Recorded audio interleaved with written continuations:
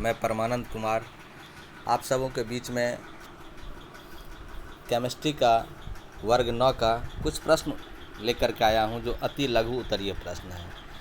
यह सभी परीक्षाओं में, कॉम्पिटिटिव परीक्षाओं में भी आ सकता है, आता है, और यह कक्षा 9 के बच्चों को भी जानना आवश्यक है। और यदि हम शिक्षक हैं या हम कॉम्पिटिटिव स्टूडेंट हैं तो हमें यह जानना बहुत आवश्यक हो जाता है। तो चलते हैं बिना देर किए हुए पहले क्वेश्चन की तरफ। फर्स्ट क्वेश्चन आपका है दोस्तों,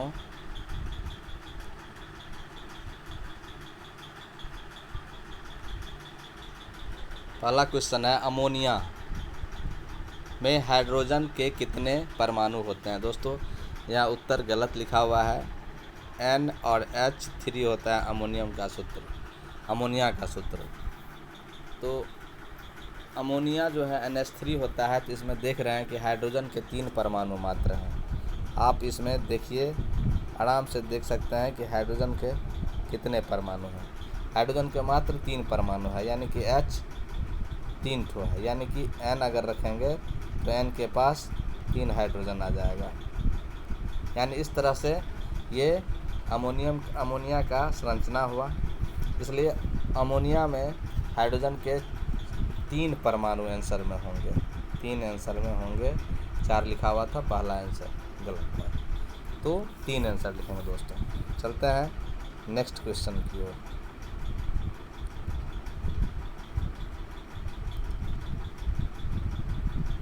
सेकंड क्वेश्चन है आपका दोस्तों, सेकंड क्वेश्चन है डाल्टन के परमाणु, जो डाल्टन साहब थे वो अपनी जीविका किस रूप में शुरू किए। बहुत बड़ी बात है दोस्तों, ये हम लोगों को सीखना भी चाहिए। बहुत अच्छी बात है कि डाल्टन ने जो शुरुआत की थी अपने, डाल्टन एक बहुत बड़े वैज्ञानिक हैं। डाल्टन का परमाणु सिद्धांत हम लोग पढ़ते हैं, एटॉमिक थ्योरी ऑफ डाल्टन।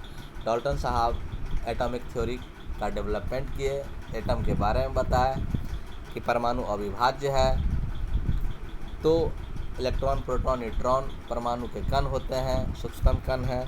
तो यह डाल्टन साहब सबसे पहले शिक्षक के रूप में अपनी जीविका शुरू किए थे। यानी दोस्तों ये बहुत बड़ी बात हुई कि शिक्षक ही देश और राष्ट्र का निर्माण करने में बहुत बड़ा योगदान देते हैं। इसलिए शिक्षकों का कभी अपमान नहीं करना चाहिए।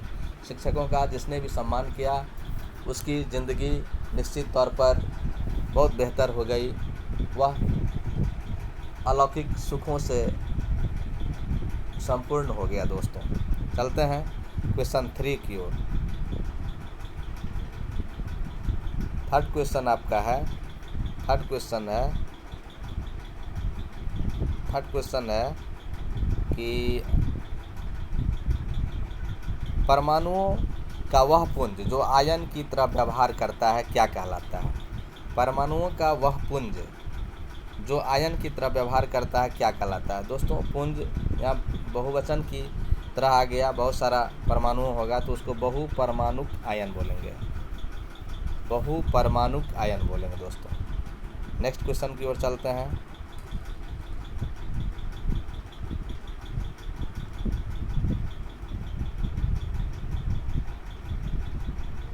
क्वेश्चन नंबर 4 की ओर चलते हैं दोस्तों।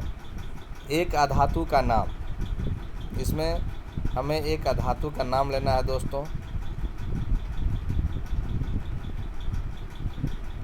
एक अधातु का नाम लेना है जिसकी संयोजकता 1 होती है, वैलेंसी 1 होती है। तो देखिए दोस्तों, ये हाइड्रोजन है साहब जिसकी वैलेंसी 1 होती है। ये क्लोरीन है जिसका परमाणु संख्या तो 17 होता है, लेकिन जब इसका इलेक्ट्रॉनिक विन्यास करेंगे तो 2, 8, 10, 7, 17 होता है। और एक इलेक्ट्रॉन ये कहीं से लेता है, यानी सोडियम से लेता है। यह हम लोग स्टडी किए हुए हैं, आप भी स्टडी कीजिए। सोडियम से लेता है, तो सोडियम से एक इलेक्ट्रॉन लेकर के यह अपना अष्टक रूल को फॉलो करता है और 7 से 8 हो जाता है परमाणु। इलेक्ट्रॉन या परमाणु संख्या की है इसके तीसरे सेल में, और यह स्थायी हो जाता है। तो इसलिए इसकी वैलेंसी 1 मानी जाती है, क्योंकि ये किसी और तत्व से एक इलेक्ट्रॉन लेकर के यह अपना अष्टक रूल पूरा करता है। तो इस प्रकार से आप इस चीज़ को जान गए दोस्तों कि हाइड्रोजन और क्लोरीन ये 2 तत्व हैं और बहुत सारे तत्व हैं जिसकी संयोजकता 1 होती है। आप सोडियम की भी संयोजकता को 1 कह सकते हैं, क्योंकि सोडियम भी एक ऐसा परमाणु है जो 1 इलेक्ट्रॉन दे करके ही अपनी वैलेंसी को, अपने ऑक्टेट रूल को फुलफिल करता है। तो जो इलेक्ट्रॉन देता है, जितना इलेक्ट्रॉन का लॉस करता है या इलेक्ट्रॉन का त्याग करता है, उसी को संयोजकता कहते हैं दोस्तों। चलते हैं नेक्स्ट क्वेश्चन की ओर, क्वेश्चन 5 की ओर चलते हैं दोस्तों। क्वेश्चन 5 हमारा है, एक नैनोमीटर कितने मीटर के बराबर था। तो नैनो जैसे आ जाएगा नैनोमीटर, तो 10⁻⁻9 लगा देंगे दोस्तों और मीटर लगा देंगे, यानी 10⁻⁹ मीटर होगा। अब एक क्वेश्चन 6 है, कार्बन के किस समस्थानिक को परमाणु द्रव्यमान इकाई का मात्रक बनाया गया है। कार्बन के किस समस्थानिक को, तो दोस्तों कार्बन 12,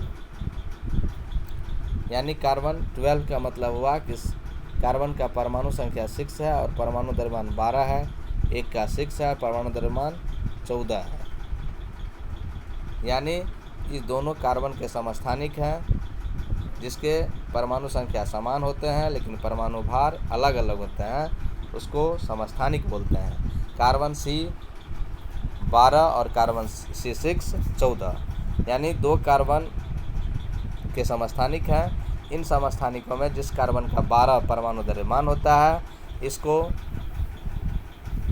कार्बन परमाणु द्रव्यमान इकाई का मात्रक बनाया गया दोस्तों। अब नेक्स्ट क्वेश्चन की ओर चलेंगे, 7 क्वेश्चन नंबर, बहुत बेहतरीन क्वेश्चन है आपका 7 दोस्तों, बड़ा अच्छा क्वेश्चन है, जिसको देखिए मैं समझा भी रहा हूँ। क्वेश्चन नंबर 7, हाइड्रोजन के अणु की परमाणुता क्या है। तो हाइड्रोजन का अणु हुआ H2 दोस्तों। अब देखिए इस अणु में कितने परमाणु हैं, 2 ठो परमाणु है। हाइड्रोजन को जब भी लिखेंगे संरचना सूत्र तो HH होगा, सिंगल बॉन्ड से जुड़ा हुआ रहता है ये दोस्तों, और यही सिंगल बॉन्ड से जुड़ा हुआ रहता है, इसलिए इसको सिंगल बॉन्ड वाला हाइड्रोजन है। हाइड्रोजन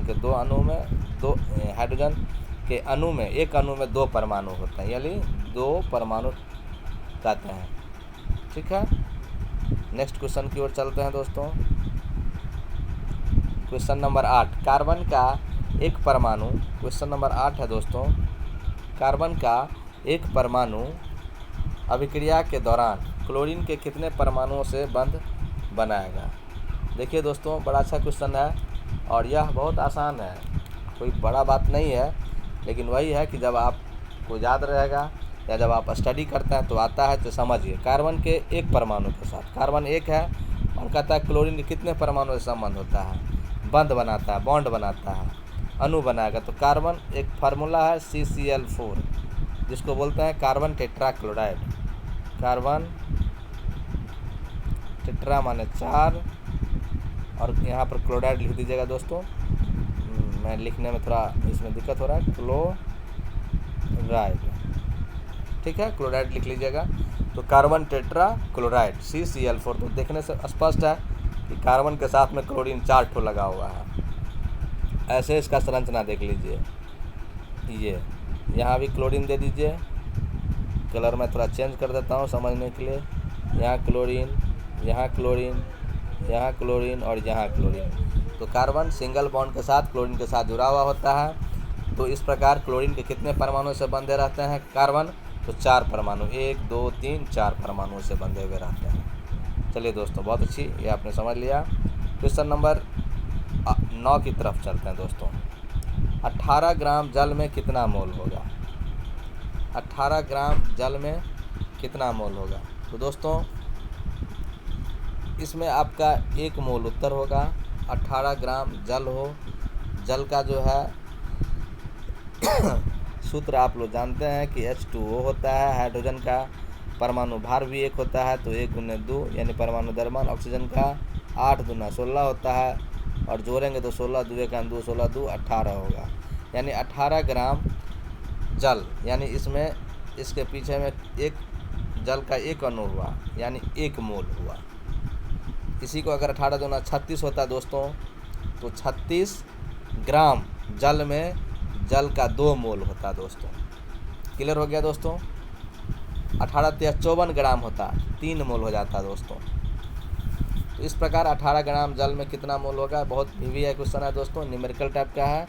बहुत इंपॉर्टेंट क्वेश्चन है, इसको समझना चाहिए हम बच्चों को, हम स्टूडेंटों को समझना चाहिए निश्चित तौर पर, बहुत ही सुंदर है।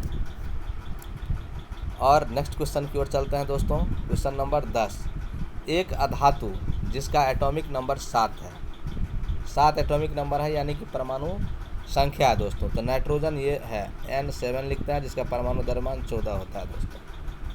ठीक है, नाइट्रोजन साहब है, इसलिए इसमें कोई दिक्कत ही नहीं है, बहुत आसान है। एनायन को रिनायन कहते हैं दोस्तों, जो 2 इलेक्ट्रॉन होल्ड करता है, तो 2 इलेक्ट्रॉन होल्ड करता है, तो रिनायन है, ऋण आयन है, तो कौन होगा? तो ऑक्सीजन होगा साहब। ऑक्सीजन पर जैसे ही 2 चार्ज माइनस होगा तो ये ऑक्साइड कहलाएगा, और 2 इलेक्ट्रॉन इसलिए माइनस दे दिया जाता है, इसके बारे में आप देखिए दोस्तों, इसका क्या कारण है। ये ऑक्सीजन साहब है, कलर थोड़ा चेंज कर देता हूँ मैं। देखिए ऑक्सीजन का परमाणु संख्या 8 होता है दोस्तों, इलेक्ट्रॉनिक विन्यास करेंगे तो 2, 6, 8 हो जाता है। अब देखिए ऑक्सीजन साहब क्या करेंगे, अष्टक पूरा करने के लिए 6 है, तो इसके सेकेंड कक्षा में 8 इलेक्ट्रॉन को करने के लिए, फुलफिल करने के लिए, 8 इलेक्ट्रॉन फुलफिल करने के लिए सेकेंड ऑर्बिट में इसे 2 इलेक्ट्रॉन किसी से कर्ज लेना पड़ेगा।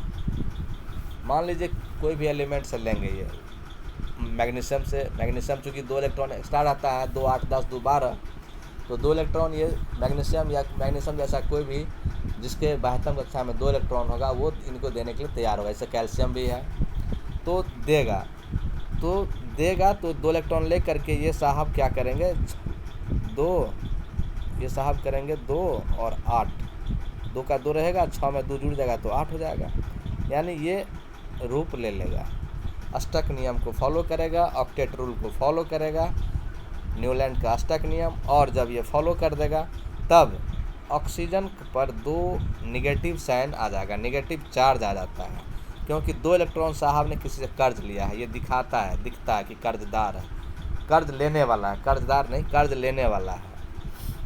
तो इस प्रकार से ऑक्साइड और ऑक्सीजन 2- यहाँ लिखा हुआ है दोस्तों, आप देख सकते हैं। इस प्रकार से 11 नंबर क्वेश्चन भी हम लोग अच्छा से समझ लिए। अब नेक्स्ट क्वेश्चन की ओर चलते हैं। स्थिर अनुपात का नियम देने वाले वैज्ञानिक का नाम।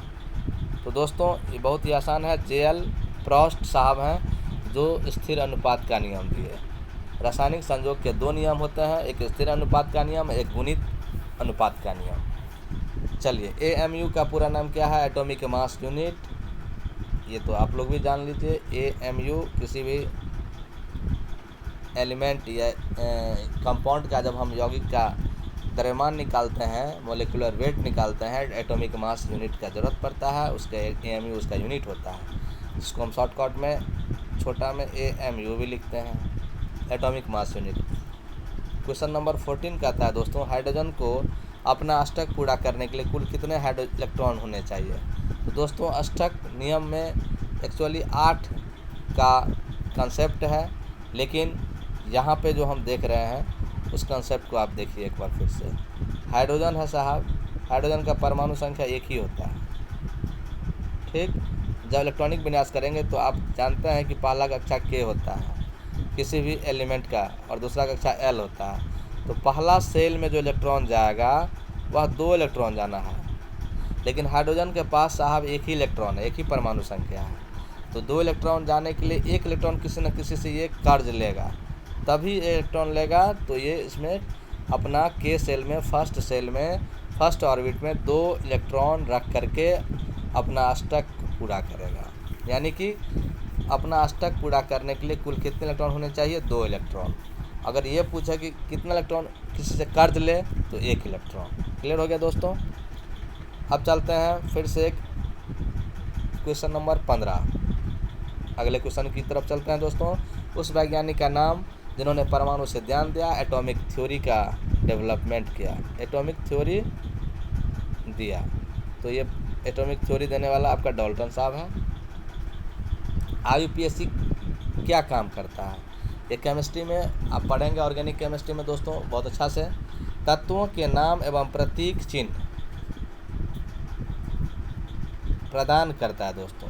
प्रतीक जब भी लिखेंगे दोस्तों तो ऐसे लिखेंगे, दीर्घिकार, इसमें हर्षी कर दिया है, उस पर ध्यान नहीं देंगे हम अभी।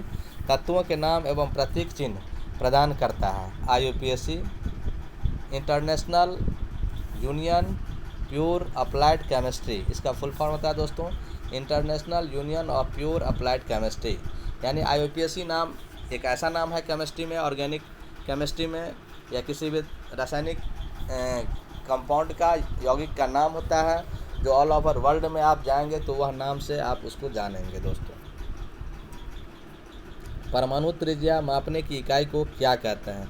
तो नैनोमीटर अभी अभी हमने देखा, क्योंकि परमाणु, एक तो परमाणु बहुत सूक्ष्म होता है जो हमको अपने नग्न आँखों से दिखाई नहीं देता है दोस्तों, पहले तो इस बात को समझिए।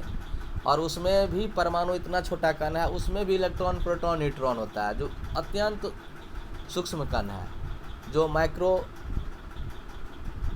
नैनोमीटर में जिसकी त्रिज्या लिया जाएगा, यानी कि वो इतनी छोटी है कि आप उसको अपने दोनों फिंगर से भी पकड़ नहीं सकते हैं। आपके दोनों फिंगर के बीच में कई करोड़ कण होंगे, पार्टिकल होंगे, जो इलेक्ट्रॉन प्रोटॉन न्यूट्रॉन की तरह होंगे। तो आप सोच सकते हैं कि आप इसको कैसे माप सकते हैं, कैसे इसकी लंबाई को मेजरमेंट कर सकते हैं। तो इसके लिए नैनोमीटर आता है दोस्तों, जिसको मैंने अगले ही प्रश्न में बताया था कि 10⁻⁻⁹ नैनोमीटर हुआ। डाल्टन के परमाणु सिद्धांत के अनुसार परमाणु की परिभाषा लिखिए। बहुत सिंपल है दोस्तों, परमाणु की परिभाषा देने के लिए बोला जा रहा है, कोई बहुत बड़ा काम नहीं है। डाल्टन ने क्या बताया परमाणु सिद्धांत के अनुसार कि परमाणु एटम कैसा होना चाहिए?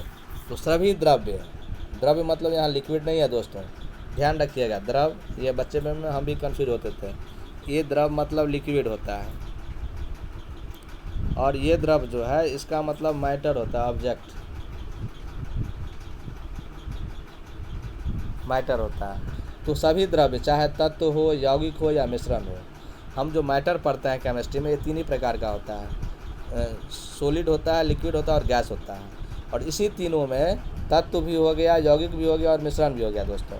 तो ये जो है सभी द्रव्य, चाहे तत्व हो, यौगिक हो या मिश्रण हो, सूक्ष्म कणों से मिलकर बने होते हैं, जिसे हम परमाणु कहते हैं अंग्रेजी में, जिसको एटम कहते हैं। और एटम का मतलब होता है जो अविभाज्य है, जिसको हमारे ऋषि मुनियों ने, ऋषि कनाद ने कण कहा था, परमाणु को अविभाज्य माना था। जबकि परमाणु आने वाले समय में अविभाज्य हो गया है। परमाणु के तीन ही कण नहीं है, इलेक्ट्रॉन प्रोटॉन न्यूट्रॉन ही नहीं है, पॉजिट्रॉन भी है। और इलेक्ट्रॉन जो हम इलेक्ट्रॉन कहते हैं नेगेटिव, ऐसा इलेक्ट्रॉन भी है जो पॉजिटिव चार्ज वाले हैं। जब हम बहुत ज़्यादा डीपली केमिस्ट्री का अध्ययन करेंगे, रिसर्च में जाएंगे, तो ये सब पढ़ने को मिलेगा। अब चलते हैं दोस्तों, आयन क्या है इसके बारे में हम स्टडी कर लें थोड़ा। बड़ा अच्छा क्वेश्चन है, बच्चे पढ़ते हैं लेकिन समझ में नहीं आता उसको। यह कितने प्रकार का होता है आयन? देखिए दोस्तों, जब किसी एलिमेंट पे चार्ज आ जाए, जैसे कि सोडियम पे चार्ज आ गया प्लस, क्यों आया ये तो अलग बात है, पहले ये समझिएगा। अगर चार्ज आ जाता है तो ये सोडियम आयन है, इसको नाम आप दे सकते हैं सोडियम आयन। ऐसे समझिए दोस्तों, सोडियम आयन। और ऐसे समझिए कि जब कोई किसी लड़की का नाम फलना कुमारी है, जैसे आरती कुमारी है,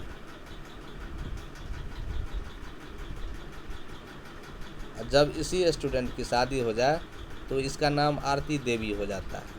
कुमारी लोग हटा लेता है, बोलता है आरती देवी हो गई। हाँ, तो इस प्रकार से आप किसी का नाम सपोज कीजिए किरण कुमारी है, और उसकी शादी हो जाए तो उसका नाम किरण देवी हो जाए, तो देवी टाइटल आ गया। ध्यान दीजिएगा दोस्तों, ये तो लड़कियों के केस में हुआ, गर्ल स्टूडेंट के केस में हुआ। लड़के के केस में भी होता है कभी कभी। जब अभी हम फ़िलहाल परमानंद कुमार नाम रखे हुए हैं, लेकिन जब बड़े पहले का देखा गया है कि पिताश्री साहब के नाम में कुमार नहीं लगा हुआ है, वो लोग ज़्यादा नहीं सर्टिफिकेट ले पाए हैं, तो देखते हैं कि उनका नाम शिवलखन राय हो गया। अब हाँ, तो कुमार को टाइटल हटा देते थे, लेकिन जनरली अब सर्टिफिकेट वाला मैटर है, तो नाम का चेंज नहीं होगा, इसलिए हम परमानंद कुमार ही अपना नाम रखते हैं। ठीक है, परमानंद राय से हम अपना नाम का सर्टिफिकेट नहीं हो सकता है दोस्तों। लेकिन यहाँ पे आप देख रहे हैं तो इसी तरह से सोडियम आयन इसको कहेंगे। सोडियम पर एक चार्ज प्लस का हुआ है, तो क्यों हुआ है इसके लिए अब बात कर लेते हैं थोड़ा सा। देखिए दोस्तों, सोडियम बड़ा अच्छा चीज़ है दोस्तों, समझिएगा। सोडियम का परमाणु संख्या 11 होता है, एटॉमिक नंबर। जब इसका इलेक्ट्रॉनिक विन्यास करेंगे ऑफ दूरी के स्कीम के द्वारा, तो फर्स्ट सेल में 2, दूसरा सेल में 8, तीसरा सेल में 1 इलेक्ट्रॉन जाएगा। तो हर ऑक्टेट रूल कहता है कि हर परमाणु चाहता है कि हम अस्थायी हों, हम लड़ाई झगड़ा नहीं करें किसी से, पूरा परमानेंट नौकरी अच्छा से करके अस्थायी हो जाए। तो सोडियम भी वही चाहता है कि हम लड़ाई झगड़ा नहीं करें, मतलब रिएक्शन किसी और एलिमेंट से ना करें, हमको शांति से रहने दो। तो क्या करेगा, 1 इलेक्ट्रॉन एक्स्ट्रा है, सोचता है किसी को दे देते हैं, ये किसी को दे देता है, मान लीजिए कोई और तत्व को दे दिया, क्लोरीन को दे दिया, ठीक है। जब क्लोरीन को क्यों देता है, क्योंकि 17 परमाणु संख्या है, 2, 8, 10 और 7, 17। इसको अष्टक पूरा करने के लिए 1 इलेक्ट्रॉन चाहिए, तो ये 1 इलेक्ट्रॉन यहाँ से लेकर के 8 यहाँ पर बना लेगा दोस्तों, 7 को 8 बना लेगा। ये भी खुश क्योंकि ऑक्टेट रूल फुलफिल हो गया, और ये भी खुश क्योंकि ऑक्टेट रूल फुलफिल हो गया। तो इस प्रकार से आप देखते हैं कि सोडियम ने 1 इलेक्ट्रॉन का लॉस किया, इसलिए इस पर प्लस आयन हो जाता है, प्लस चार्ज आ जाता है। और क्लोरीन ने 1 इलेक्ट्रॉन लिया है किसी से, इसलिए 1 पर माइनस चार्ज आता है। लेने वाला पर आप जानते हैं कि जो लेता है उस पर ऋण होता है, हाँ, और जो देता है उस पर दोस्तों धन हो जाता है। तो यही है, देने वाला धन और लेने वाला ऋण हो जाएगा। क्योंकि इलेक्ट्रॉन नेगेटिव होता है, हम इलेक्ट्रॉन दे रहे हैं यानी नेगेटिव वाला चीज़ दे रहे हैं, तो नेगेटिव वाला जिस पर देंगे उसको नेगेटिव हो जाएगा, जहाँ से जाएगा वहाँ पॉजिटिव हो जाएगा। तो अब समझ में आ गया होगा आप लोगों को कि sodium ion Na+, chlorine ion Cl-। चलिए इसको नोट करिए, हम फिर इसको हटाते हैं दोस्तों, फिर आपको समझाते हैं। तो आयन क्या है आप देख लिए, अब तो आयन में आपको दिक्कत नहीं होना चाहिए। यह कितने प्रकार का, 2 प्रकार का, धनायन और ऋणायन।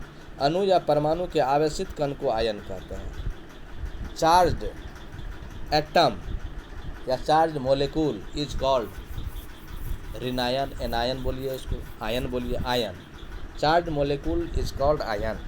Any charge molecule, any charge atom या एलिमेंट इज कॉल्ड आयन। तो अणु या परमाणु के आवेशित कण को आयन कहते हैं दोस्तों। ये 2 प्रकार का होता है, धनायन और ऋणायन। आपको अभी अभी हमने बताया, धनायन का बहुत सारा एग्जाम्पल है, ऐसा नहीं, मैंने अपने बच्चे से भी पूछा था तो सही से जवाब नहीं दे पाया था। देखिए दोस्तों, सोडियम आयन Na+ बोल सकते हैं आप, सोडियम का आयन है। मैग्नीशियम है, मैग्नीशियम का प्लस प्लस 2 होगा। इस तरह से पोटेशियम है, 2 8 10 19 है, 2 8 10 18 19 प्लस 1, ये भी पोटेशियम है। ये सब क्या है, धनायन है। और ऋणायन की बात करें और है, कैल्शियम भी है धनायन दोस्तों, Ca++। इस तरह से बहुत सारे हैं, आप स्टडी करेंगे तो और ज़्यादा समझ में आएगा। और देखिए ऋणायन के लिए क्लोरीन है माइनस, ऑक्सीजन है माइनस माइनस, इस तरह से आपको ऋणायन भी है और धनायन भी है। चलते हैं नेक्स्ट, नोट कर लीजिए। आणविक द्रव्यमान से आप क्या समझते हैं, ये क्वेश्चन नंबर 20, ये अंतिम क्वेश्चन है। मोलिकुलर मास, इसको अंग्रेजी में दोस्तों मोलिकुलर मास आप बोल सकते हैं। तो किसी पदार्थ का आणविक द्रव्यमान उसके सभी संगठक परमाणुओं के द्रव्यमान का योग होता है। इस प्रकार यह अणु का वह सापेक्ष द्रव्यमान है जिसे परमाणु द्रव्यमान इकाई द्वारा व्यक्त किया जाता है। दोस्तों अभी अभी हमने बताया था आपको, एक बार और देख लीजिए।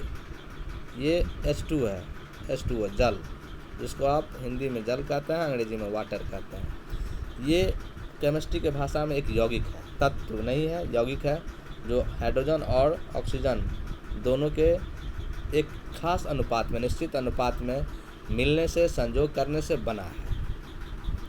तो जल है, तो ये जल समुद्र से आप ले लीजिए, चाहे नाला से ले लीजिए, चाहे तालाब से लीजिए, चाहे चापाकल से लीजिए, कहीं से भी लीजिए, या रिवर से लीजिए। तो इस जल में जो हाइड्रोजन और ऑक्सीजन का जो अनुपात होगा, संगठक होगा, ये कहीं भी वर्ल्ड के किसी भी कोने में एक जैसा होगा दोस्तों। तो अब इसका आणविक द्रव्यमान हम कैसे निकालेंगे, लिख लीजिए। आणविक द्रव्यमान मोलिकुलर मास बराबर हाइड्रोजन का 2 होता है द्रव्यमान, तो 2 × 1 हो जाएगा, और ऑक्सीजन का द्रव्यमान दोस्तों 16 होता है, 8 दूना 16। ये कुछ द्रव्यमान है जो अलग अलग एलिमेंट का 1 से 20 तक लगभग आपको याद करना होगा, वो भी हम बताएंगे टॉपिक। पहले इसको देखिए, तो 2 1 जा 2 और यहाँ 16, 16 दूना 18, इसी में AMU लगा देंगे, एटॉमिक मास यूनिट, तो यही हो जाएगा आणविक द्रव्यमान दोस्तों। तो इसका डेफिनेशन के साथ में आप याद कर लीजिए। वीडियो बहुत लंबा नहीं करना चाहते हैं दोस्तों। धन्यवाद, थैंक यू। परमानंद कुमार के साथ बने रहिए, ज़रूर मैं कुछ न कुछ अच्छे वीडियो दूंगा आपको, हर विषय का जानकारी दूंगा, जिसे जान करके आप लाभान्वित ही होंगे दोस्तों। धन्यवाद।